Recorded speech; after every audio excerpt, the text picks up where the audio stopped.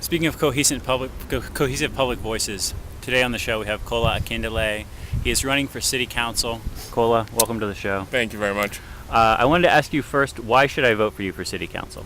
Well, I mean, you should vote for me because I was born and raised in the city. I grew up in the various neighborhoods in Worcester. I grew up in Plumley Village. I grew up in Vernon Hill. I left for a while to go to school. I went to UMass, went to Northeastern Law School. And like I said before, I worked for a while in Nigeria doing humanitarian work. And I recently came back, and I didn't like what I saw. Yeah. One of the examples was the Save Our Post Coalition's proposal and trying to get their voices heard. And I felt that we need a new voice in city council, and we need a new perspective in city council. So I decided to run for office. Yeah. Do you, what in your background, I mean, what sort of credentials do you have that you think would make you a good city councilor? Well, I think, first of all, I'm honest. Okay. I'm also diligent.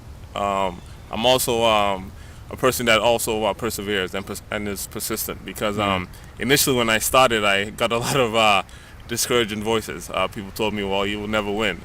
Don't try it. Run for school committee instead, or wait 2 or 3 years. But I figured many of my friends, when we grew up here, said, I can't wait to get the hell out of Worcester. But I said, listen, I'm coming back to do something. Yeah. So either way, I knew I had a goal, and I knew I had to do something. So I said, despite the discouraging voices, I'm still going to run, and I'm still going to make a way. Okay.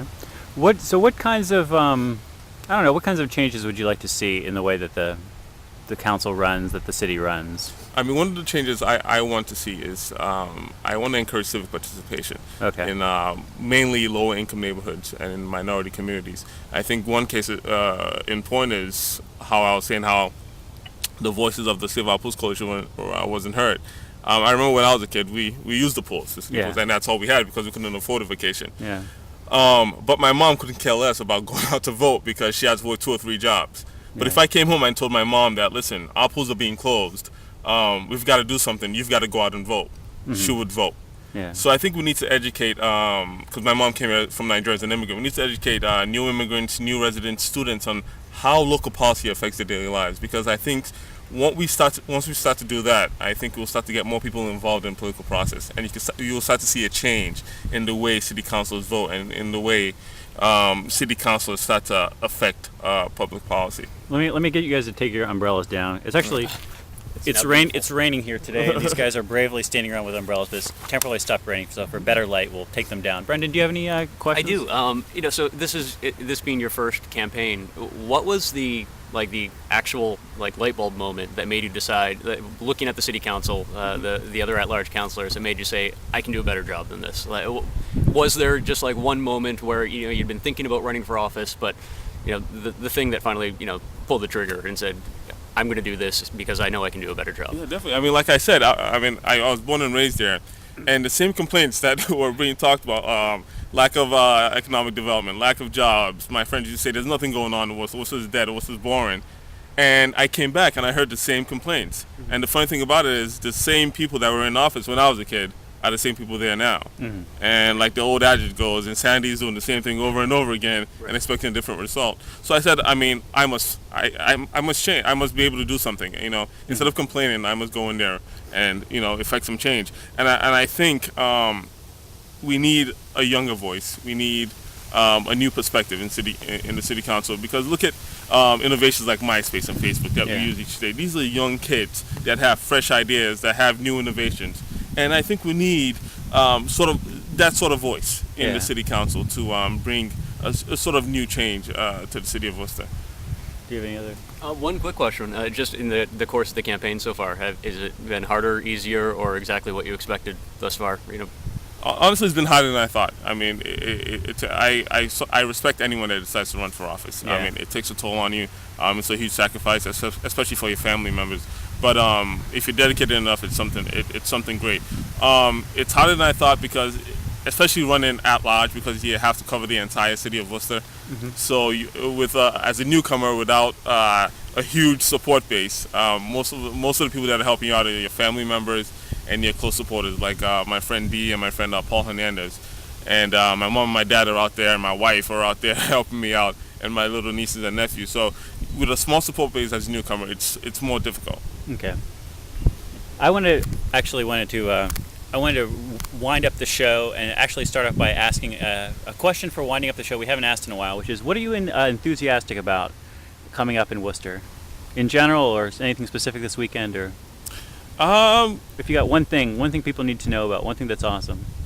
I think one thing that's awesome is the cultural and the history in Worcester. I think the culture in Worcester is great. The neighborhoods in Worcester are great. And one thing I want to propose, and one thing if I do get a chance to do, either as a city councilor or just as a resident next year, is to start to build a coalition to develop a Worcester Pride Day.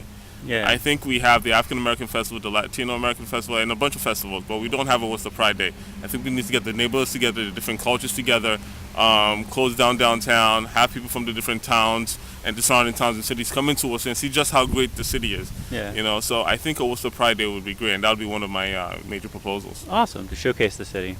Brandon Malikan, anything exciting coming up? Actually, tonight, Worcester's own Dan Smith, former Worcester resident, a Doherty graduate, I believe, who's now living out in LA, working in stand-up comedy. He's got a show tonight at it's a benefit for a local charity, I believe, at 55 Pearl. So probably going to head down there. Don't get to see Dan that often because he's, well, other side of the country. Very good, very good. Well, this weekend is supposedly it's going to be the first Mystery Band show. I think it's been canceled. Do you know about Mystery Band? No. Mystery Band is this thing where people every summer will get together and people will sort of all put their names in a hat, and some organizer will pick them out, and it'll be 5 people, and they'll say, "You are a band. You have a month and a half to practice. Come up with a name. Write 20 minutes of original material. We're going to have a big party, and they'll have 5 or 10 bands play."